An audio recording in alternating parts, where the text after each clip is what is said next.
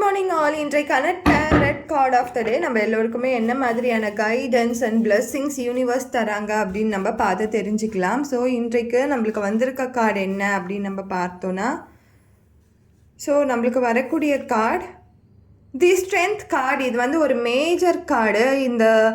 இந்த கார்டை பற்றி நம்ம ஆல்ரெடி நிறைய பேசியிருக்கோம். இப்போ உங்கள் லைஃப்பில் வந்து என்ன பண்ணுறதுனே தெரியல, எனக்கு பெரிய பிரச்சனை இருக்குது, எனக்கு சமாளிக்க முடியாத பிரச்சனைகள் இருக்குது, அந்த மாதிரி ஏதோ ஒரு விஷயத்த, இல்லைன்னா நீங்கள் ஒரு கோல் செட் பண்ணியிருக்கீங்க உங்கள் லைஃப்பில், அதை அச்சீவ் பண்ணணுன்னு நினைக்கிறீங்க, ஏதோ ஒரு விஷயத்துக்கு நான் போராடிக்கிட்டே இருக்கேன், இப்படிலாம் நினச்சிங்கன்னா கொஞ்சம் பீஸ்ஃபுல்லாக கொஞ்சம் அமைதியாக இருங்க.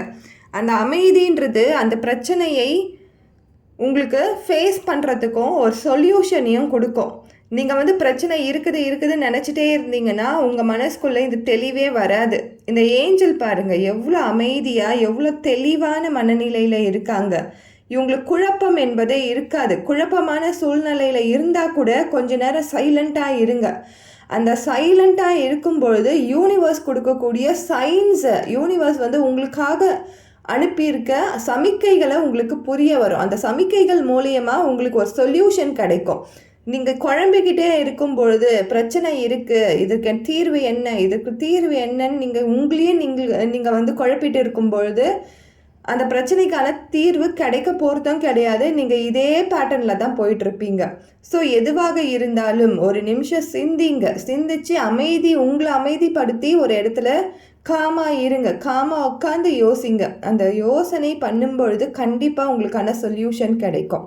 அந்த சொல்யூஷன் நீங்கள் அப்ளை பண்ணும்பொழுது லைஃப்பில் கண்டிப்பாக அந்த பிரச்சனையிலேருந்து வெளியில் வர்றதுக்கான வாய்ப்புகளை இறைவனும் யூனிவர்ஸும் நம்மளுக்கு தருவாங்க. ஸோ எப்பயுமே நம்மளை கன்ஃபியூஷன் ஸ்டேஜில் வச்சுட்டே இருக்கும் பொழுது தான் எதுவுமே நம்மளுக்கு புரியாமல் போகும், எதுவுமே நம்மளுக்கு தெரிஞ்சுக்க முடியாமல் போகும். ஸோ இந்த கார்டு சொல்கிறது அதுதான். என்ன பிரச்சனை வேணாலும் வரட்டும், எது வேணாலும் வரட்டும், நான் என்னுடைய மனநிலையை, என்னுடைய சோலை, என்னுடைய எனர்ஜியை சைலண்ட்டாக வைக்க போகிறேன் அப்படின்ட்டு நீங்கள் அதை ஃபாலோ பண்ணுங்கள். கண்டிப்பாக அல்டிமேட் சோர்ஸ் ஆஃப் எனர்ஜி உங்களுக்கு கிடைக்கும்.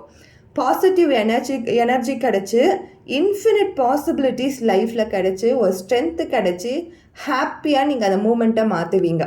Thank you so much.